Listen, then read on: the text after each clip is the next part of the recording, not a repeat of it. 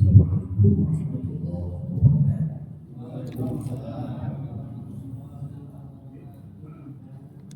Alhamdulillah nahmaduhu wa nasta'inuhu wa nastaghfiruh wa na'udzu billahi min syururi anfusina wa min sayyi'ati a'malina.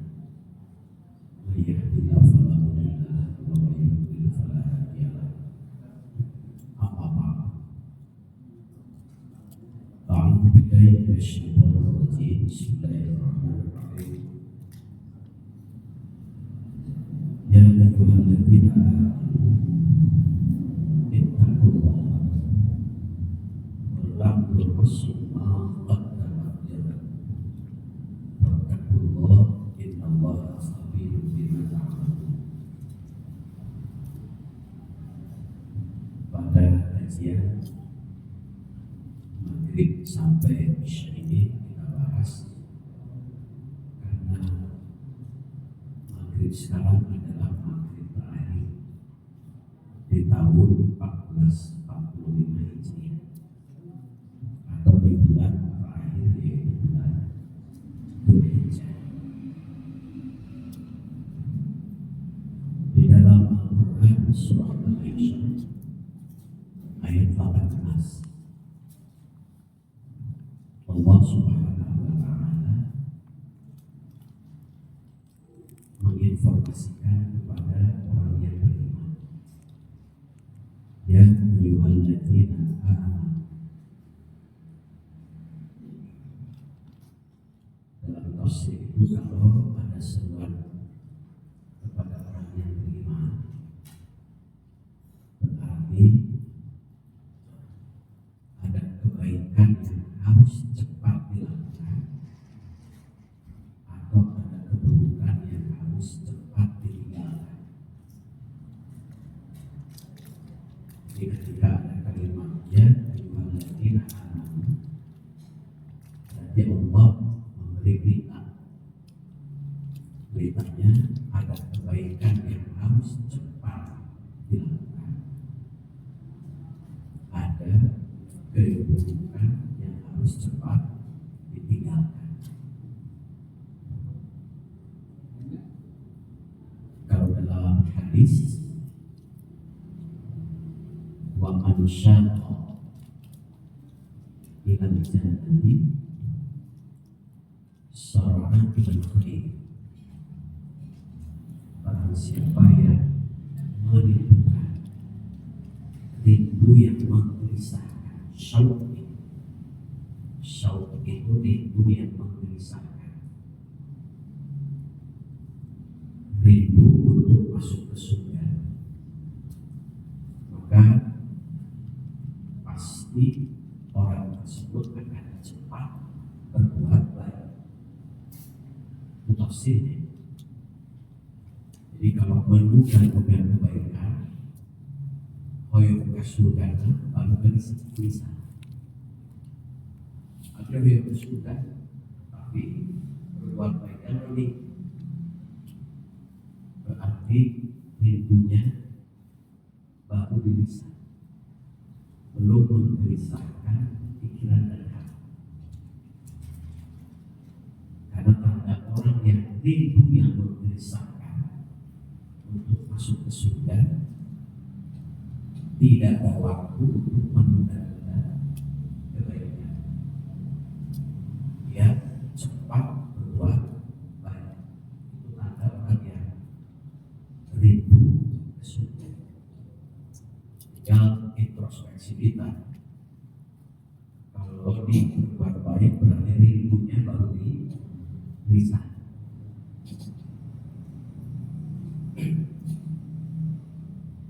Makanya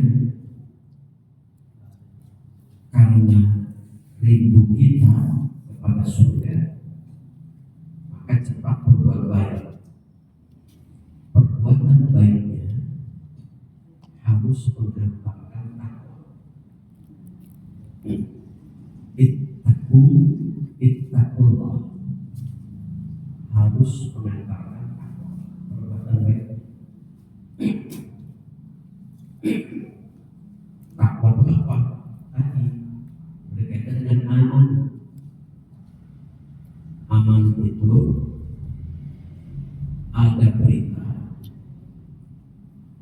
kebaikan yang harus cepat dilakukan, ada perintah kejelekan yang harus cepat dijauhi. Itu makna apa itu sesungguhnya?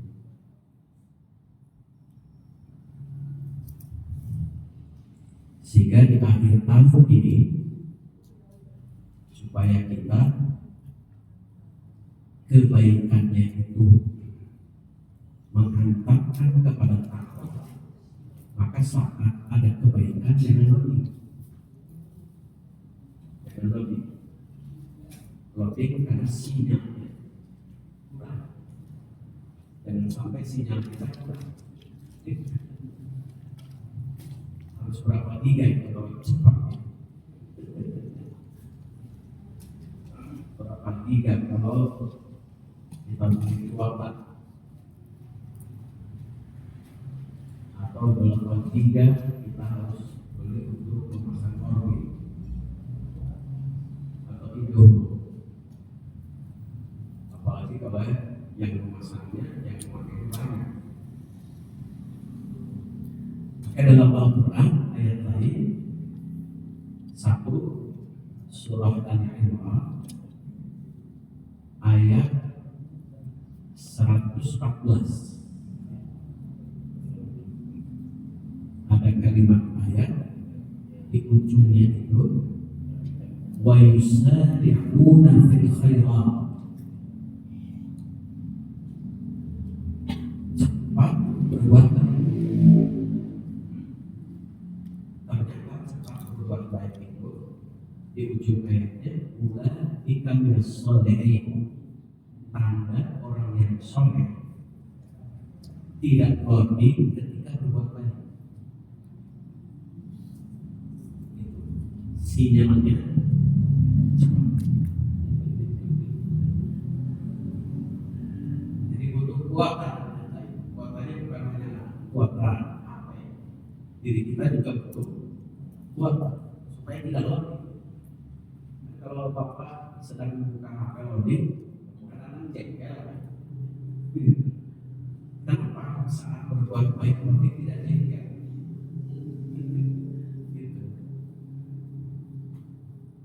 Itu yang pertama dengan kalimat yusari'una fil khairat ulaika minas sholihin, tanda orang yang soleh itu tidak loading ketika berbuat baik. Kalau masih loading berarti kesolehannya ada yang something wrong, ada sesuatu yang salah.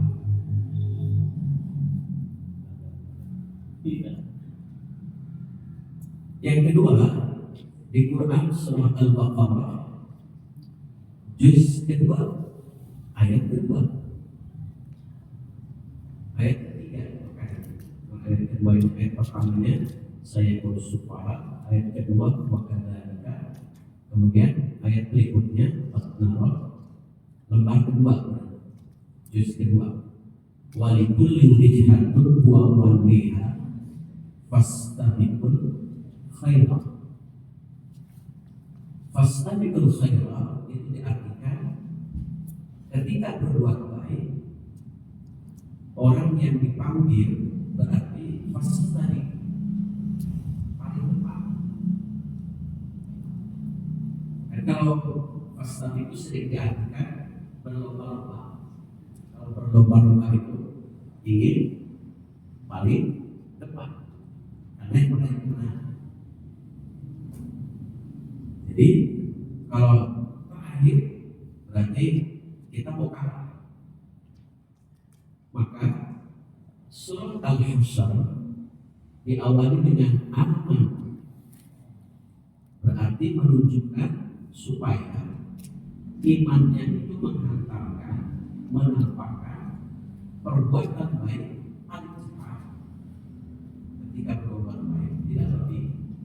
Yang kedua, ketika berbuat baik harus paling dahulu, tidak boleh menjadi orang-orang yang aneh. Maka dalam Quran surah Al-Waqiah, sullatun minal awwalin wa qalilun minal akhirin. Sullatu bilal awwali, kelompok orang yang paling dahulu, paling cepat, yang disebut oleh Quran surah Al-Waqiah dan Al-Lafaz as-sabiqun as-sabiqun. Ketika berbuat baik paling dahulu, paling cepat, sedikit sekali orang-orang sekarang. Orang-orang sekarang itu waqalil bil akhiri, kebanyakan nunda-nunda. Anggota dapatan gerakan apa-apa. Orang tua guru kepada anak kayak balik itu. Atau ketika orang tua sudah lanjut, kalau orang tua lanjut itu jadi rebutan anak untuk ngurus, sampai-sampai dia dulu itu karena kakaknya tidak kebagian mengurus ibunya sampai ke pengadilan supaya kebagian jatah. Kalau sekarang ke pengadilan itu bukan mengajukan untuk ngurus, tetapi warisan. Beda ini kalau sekarang. Jadi kalau kewarisannya semangat, kalau ngurusnya malas.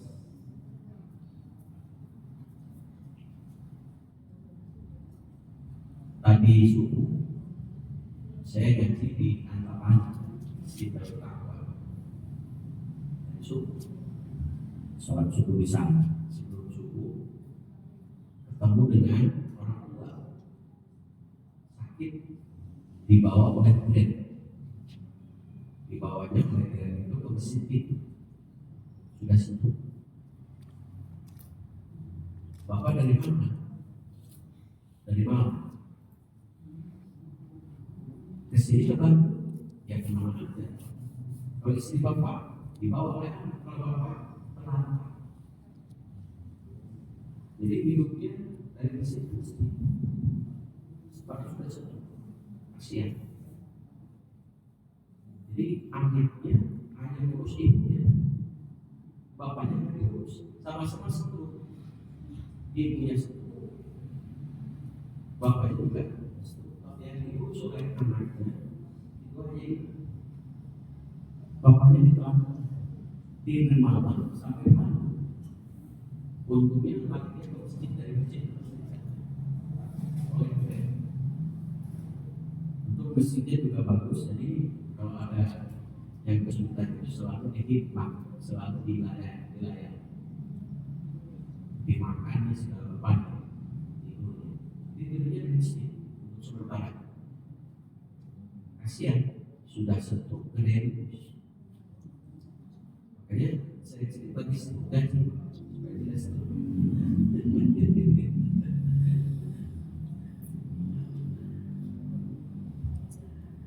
Jadi pelan-pelan itu. Padahal kata Syekh Qurtubi ketika menafsirkan dari mulai ayat Al-Isra 23 sampai 24, 25 itu, dari wallahu ta'ala sampai waqtil lahu janaka dzikri min rahmah wa qur rabbil rahmah kama rabbayani shaghira. Syekh Qurtubi bilang kalau anak tidak mendoakan setiap baca sholat fardu pada orang tua termasuk durhaka. Jadi bukan hanya bilang, tetapi tidak mendoakan saja termasuk durhaka.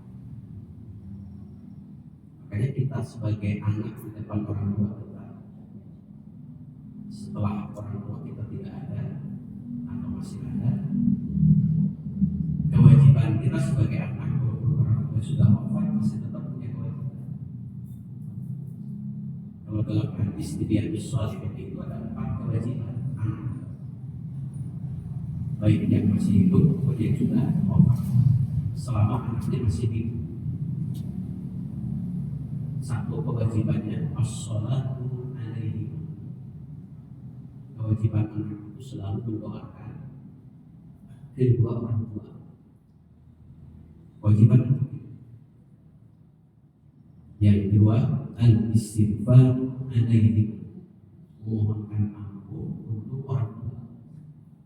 Maka dalam doa Al-Isra 24 itu, waqur rabbirhamhuma kama rabbayani shaghira, yang sering ditambah dengan Rabbil firli wal hidayah. Doa itu kan anak mendoakan hanya dengan beberapa kalimat, Rabbil firli wal hidayah warhamhuma kama rabbayani shaghira, tidak membutuhkan waktu berjam-jam, sedetik mungkin lebih, tapi manfaatnya dalam syarah Bukhari di Fathul Bari, doa itu manfaatnya ada dua. Makanya kalau kita sayang kepada orang tua, doa itu jangan sampai terlewatkan setiap baca sholat Fatihah.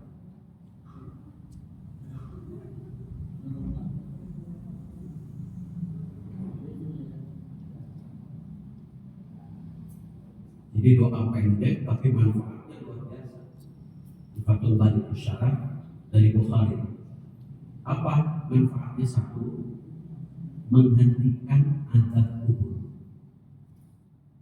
Jadi ada orang tua dalam kisah di Fathul Bari itu yang disiksa na'udzubillah. Mudah-mudahan dijauhkan orang tua kita dapat azab kubur. Satu kali siksa, dua kali, tiga kali malaikat. Orang tua nanya, kenapa kau malaikat berhenti? Kalau sudah dikuburan kan mengaku, saya ini banyak dosa, tapi kenapa kau berhenti? Malaikat menjawab, karena ada hantaran doa dari anakku yang soleh. Luar biasa kan? Doanya pendek, tapi manfaatnya bisa menghentikan azab kubur. Makanya kalau anak yang sayang pada orang tua, doa dan memohonkan ampun pada orang tua untuk orang tua setiap pada sholat itu tidak akan terlewatkan. Jadi bukan kiriman brodis, bukan hanya brodis itu dunia, bukan kiriman transfer, tapi kiriman doa yang paling penting. Kan bapak itu kadang-kadang tidak mengingatkan, tidak meminta. Kan ada orang tua yang kalau tidak transfer atau transfer doa, blok dulu. Kenapa belum transfer doa? Tapi kalau tidak, apakah anak itu mendoakan atau tidak? Tidak pernah nanya. Tidak pernah nanya. Luar biasa doa menghentikan azab kubur yang sebelum sabat kita selalu berdoa, Allahumma inni a'udzubika min adzabil qabr. Yang kedua, di dalam Al-Quran surah Al-Waqi'ah, idza waqa'atil waqi'ah laysa liwaqa'atiha kadhibah khafidatur rafi'. Kiamat nanti, jumlah orang atau manusia itu oleh Allah begitu sangat mudah dibagi menjadi dua golongan. Ada golongan khafidah, golongan yang hina. Ada golongan rafi'ah yang diangkat derajatnya dalam derajat yang paling tinggi. Ada orang tua diangkat derajatnya oleh Allah dalam derajat yang paling tinggi. Lalu orang tua ini, ya Allah, kenapa Engkau mengangkat derajat saya? Saya ini ibadahnya pas-pasan. Orang lain pikir subhanallah, saya pikirnya Allahumma anta secara kedua. Apa jawaban Allah? Lagi-lagi ada hantaran doa dari anak yang soleh. Itulah manfaat Rabbil firli wal hidayah. Luar biasa manfaatnya. Makanya kita yang orang tuanya sudah tidak ada, tak henti-hentikan kewajiban itu perlu. Itu baru dua. Satu, mendoakan. Dua, memohonkan ampun. Yang ketiga, wa inqadhu ahdihi, kewajiban kita sebagai anak pada orang tua itu adalah menunaikan keinginan atau harapan atau janji, pesan-pesan dari orang tua. Pesan umum orang tua ingin anak soleh. Kenapa di sholat Jumat di khutbah dalam hadis doa untuk mukmin dan mukminat, muslim dan muslimat dengan kalimat Allah waghfir lil mu'minina wal mu'minat dan seterusnya menjadi rukun khutbah, karena saat didoakan orang-orang yang sudah wafat itu seperti sedang bagi BLT nanti. Kenapa nanti? Karena anaknya tidak ingin doa. Nanti ingin supaya doa dari khotib yang diambil oleh makmum sampai ke dia. Tiba-tiba ada orang tua yang santai tidak ikut nanti. Lalu ditanya, Pak, Bu, kenapa tidak ikut nanti? Kita sekarang sedang doakan ini. Apa kata orang tua ini? Cukup, anak saya selalu kirim doa pada saya. Makanya ketika kita sayang pada orang tua jangan sampai nanti seperti akan mendapat BLT.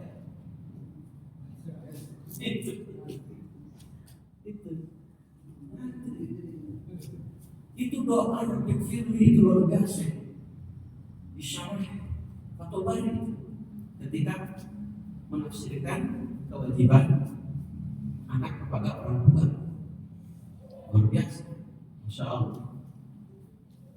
Yang kedua, yang keempat, kewajiban anak pada orang tua itu adalah wa ikramu siddiqihim, memuliakan, mengharmoniskan saudara atau kerabat dekat, tetangga yang sudah dijalin oleh orang tua. Maka tidak ada istilah perkobor. Kurang utama ini, terus saya kurang. Padahal ada saudara-saudara. Muliakan mereka. Nah, kalau putus silaturahmi, surat Muhammad ayat 43. Fahal asai intawalai. Apakah karena kamu hidupnya sudah berhasil, sukses, sudah di kota, kira-kira gitu lah. Karena orang berhasil itu di lembur apa? Sudah berhasil di kota. Itu hidupmu sudah sukses, bisa jadi pegawai, sukses di sisi karyawan, atau sukses jadi pengusaha, jadi pedagang. Antus sidufil, kamu punya akhlak amoral, sukses punya akhlak amoral. Itu biasanya orang yang sukses itu ngajar karena punya segalanya. Jadi ujian orang yang sukses itu berat. Dulu wanita-wanita tidak ada yang mampiri, kalau sudah sukses mampiri, walaupun berat dengan fulus. Al-fulus hayati fulus, laisa fulus ampus. Banyak jangan. Kalau sebut ujian yang terberat setelah iman adalah wanita. Ketika sudah punya segala, terutama di usia-usia masih muda. Juga kalau usia sudah tua, sudah nafsu dan lain-lain, tapi tak lagi nafsu sembilan.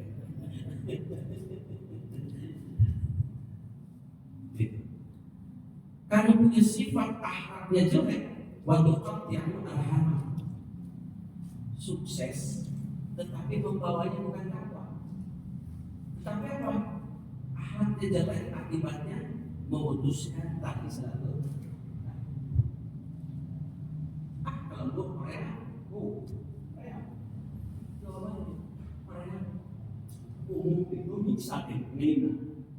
Memang kalian di mana? Kamu wakil-wakil orang miskin, kalau dia miskin, paling barangkali takut, sekutu, merusak. Memutuskan tidak terakhir. Apa balasan bagi orang yang memutuskan Palestina terakhir?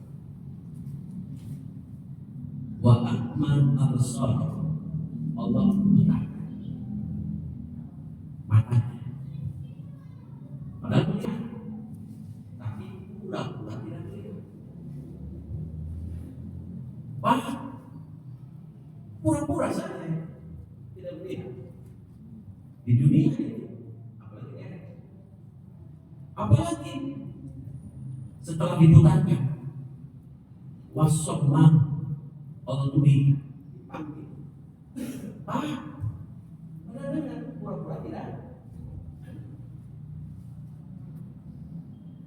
Jadi itulah balasan sehingga kita sukses. Kesuksesannya tetap untuk menghantarkan kita takwa. Itu jangan sampai kesuksesan itu menghantarkan kita untuk tidak takwa sehingga memutuskan tapi silaturahim. Itu makna amanu dengan ittaqullah. Kemudian iman yang menghantarkan takwa adalah perbuatan baik dengan cepat, perbuatan jelek cepat tinggalkan.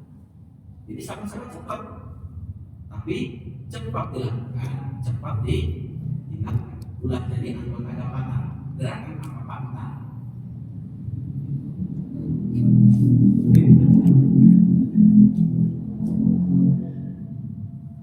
Wa tanzur nafsun ma qaddamat muhasabah. Muhasabah itu ada 4 yang harus dimuhasabah. 1, orientasi hidup kita harus dimuhasabah. Orientasi hidup kita hanya di dunia atau dunia akhirat. Kalau dunia, ya akibatnya al-haqul. Karena at-takasur kan di dunia itu berlomba-lomba dalam at-takasur. At-takasur itu mengumpulkan jabatan, mengumpulkan harta, itu kan takasur. Takasur. Al-haqul dalam waktu mengumpulkan itu tidak sedikit orang lalai, lupa terhadap kehidupan akhirat. Tidak sedikit lalai. Makanya alladzi jama'a malahu wa'adda yahsabu anna malahu akhna. Sibuk mengumpulkan dan menghitung harta yang menjadi sebab yang mengira hidupnya akan abadi. Berarti lupa akan kematian. Yang kedua, muhasabah terhadap perilaku yang telah kita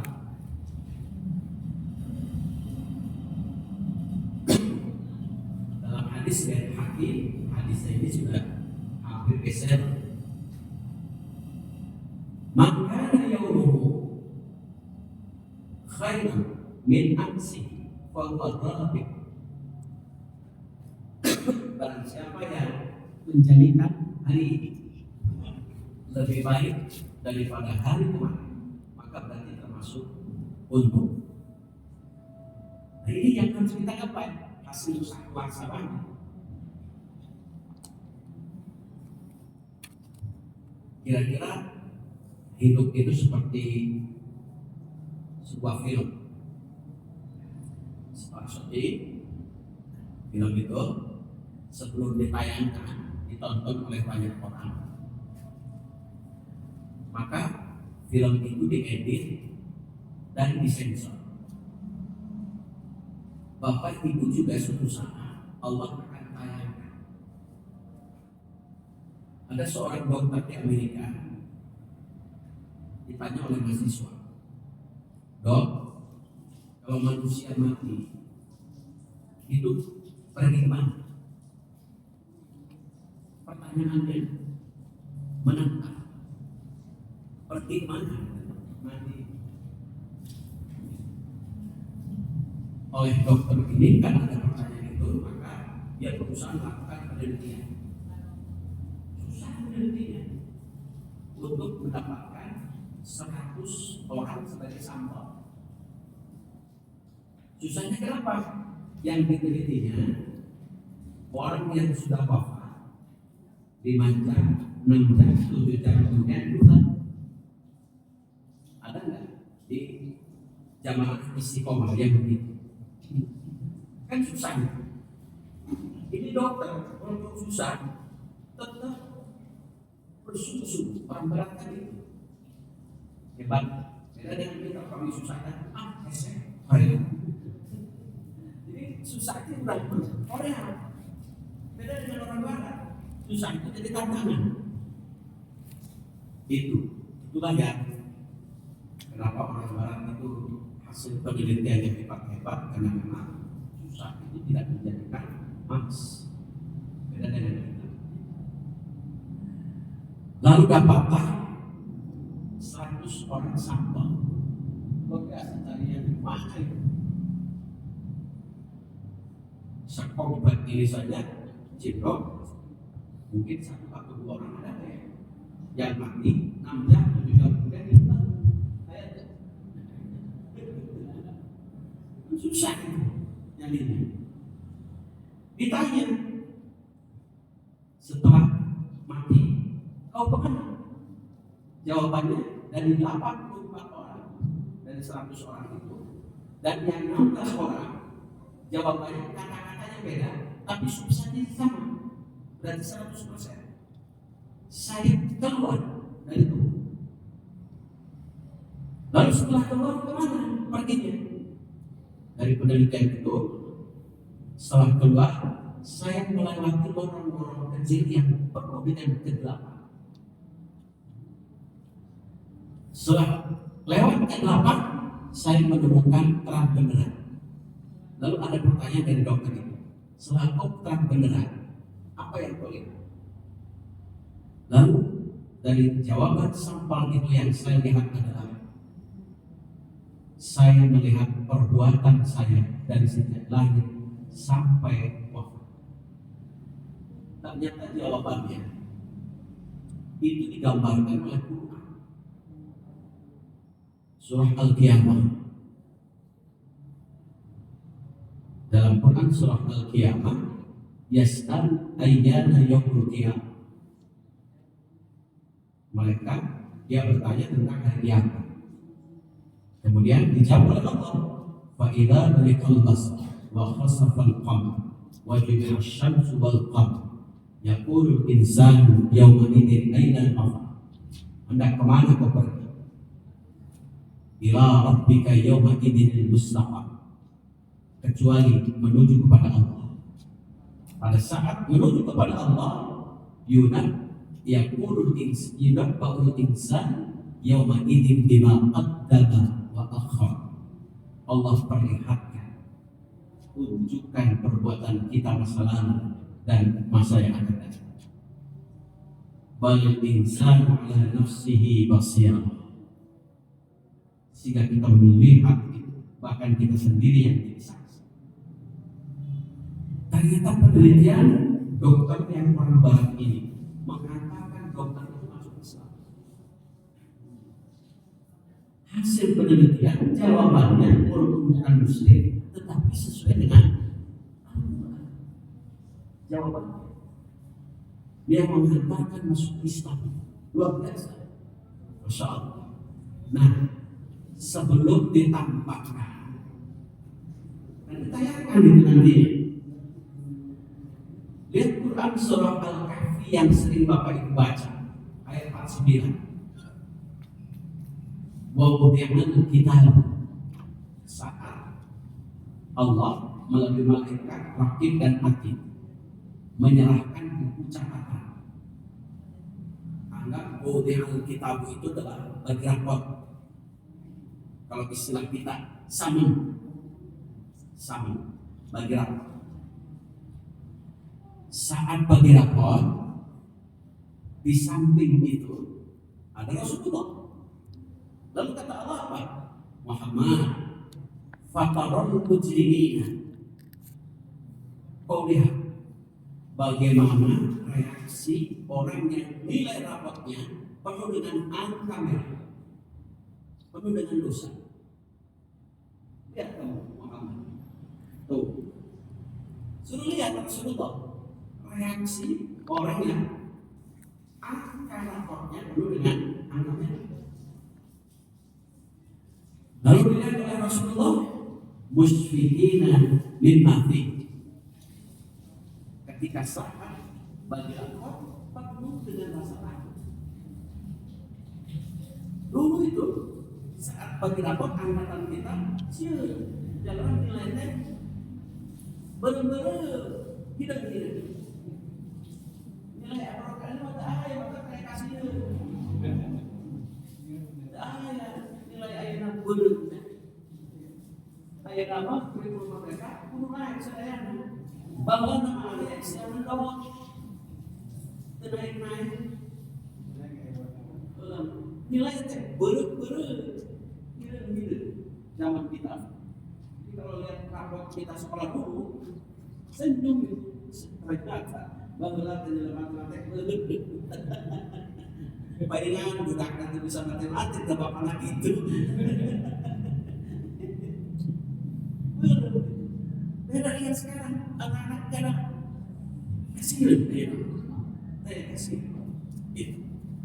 Maka di sisi lain memang mental anaknya sudah programming, di sisi lain saya kasih kenapa kayak sanksi bagi yang malas sekolah kayak sanksi naik sekolah baru aja istilah kuliah maka mana dosen yang killer kita catat nilai CT bangga beda dengan mahasiswa sekarang CT terus ngejar dosen. Jadi kalau dulu CT masya Allah bangga. Kenapa? Nilai terbesar di kelas itu C, yang lainnya itu. Ya, di itu ada kemudian ikut kuliah lagi ke bawah. Itu kita lagi lihat itu ikut lagi ke bawah. Lalu ada perbaikan. Saat ikut kuliah ke bawah, kita cari-cari dosen yang kira-kira luar biasa, masya Allah. Musyfiqina fihi, terlihat itu. Lalu saat terlihat penuh dengan rasa takut, orang ini mengatakan, yang quluna ya laitana. Celaka saya, nilainya penuh dengan angka merah. Sambil bertanya kepada Allah, mali hadzal kitab la yughadiru saghiratan wa la kabiratan illa ahsaha. Ya Allah, ini catatan apa ini? Rapot apa ini? Kok si catatannya dari mulai perbuatan terkecil sampai besar tidak sangat rinci. Mereka doa itu rinci, mati rinci. Masya Allah gitu. Itu nanti akan ditampakkan. Bagaimana menampakkannya? Wa wajadu ma'amilu hadiran, ditampakkan ketahuan perilaku kita nanti. Makanya sebelum ditampakkan nanti yaumul qiyamah, api sudah di depan kita. Sekarang muhasabah itu edit sensor itu supaya apa? Rabi'un, menjadikan hari ini lebih baik. Patokannya dalam syarahnya hadis ini 2 hari. Hari ini hari kemarin lebih baik. Berarti hari esok lebih baik. 2 hari patokannya. Muhasabahnya ini. Wa man kana yawmuhu mithla ansihi fa huwa maqbulun. Barang siapa yang menjadikan hari ini sama, hari ini sholatnya hanya sholat fardu, besok sholat fardu, maqbulun, rugi. dari peningkatan.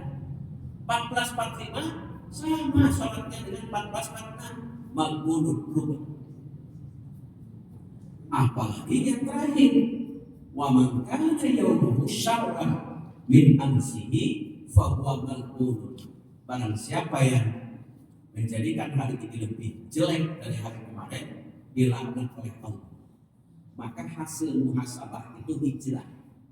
Hijrah itu artinya apa? Satu, melangkah ke depan yang lebih baik.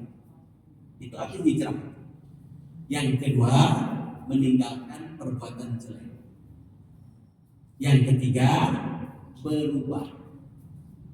Itu hijrah itu. Jadi melangkah, meninggalkan, berubah.